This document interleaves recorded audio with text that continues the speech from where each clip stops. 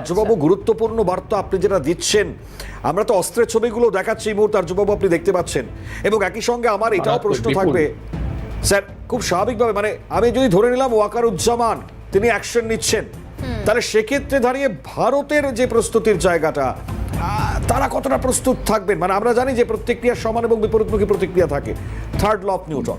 তো সেক্ষেত্রে দাঁড়িয়ে স্যার কি মনে হয়? ভারত আমি খুব ডিটেলসে না আগে বলতে পারি। আমি একটা প্রথমেই জিনিস বলি, গতকালে আমি একটা জিনিস বলেছিলাম যে ইন্ডিয়ান এয়ারফোর্স প্রবাবলি সটিজে গেছে। তো এটা হচ্ছে, আমি একটা ডিসক্লেমার দিয়ে রাখি, সেটা হচ্ছে এইটা কিন্তু আমি তো আইএফ এর মুখপাত্র নই, সেই জন্য আপনারা এটা আইএফ এর সঙ্গে চেক করতে পারেন। সেইখানে এই পরিস্থিতিতে এই সটিজ চালানো, সার্ভেলেন্স সটিজ চালানো বা কমব্যাট এয়ার পেট্রোলিং করাটা খুব স্বাভাবিক।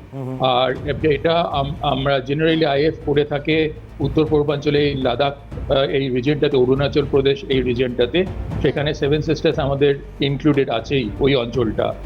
তো সেটার সঙ্গে আমাদের আরো অ্যাসেটস আছে যেগুলো একদম রেডি মোডে আছে, এবং সেই ক্ষেত্রে আমাদের বর্ডারে যারা আছেন তারা একদম ভয় পাবেন না। বাইরেক্টর ড্রোন যেটা নিয়ে আলোচনা হচ্ছে বাংলাদেশের, তার পেলোড ক্যাপাসিটি মানে অস্ত্র বহনের ক্ষমতা হচ্ছে 150 কেজি, এবং তার ফ্লাইট সিলিং হচ্ছে 27,000 ফিট মতো। এবং সেখানে আমাদের হেরন প্রায় আপনার 35,000 ফিট অফিসিয়ালি, তার অনেক বেশি উঠতে পারে, এবং তার পেলোড ক্যাপাসিটি 450 কেজি।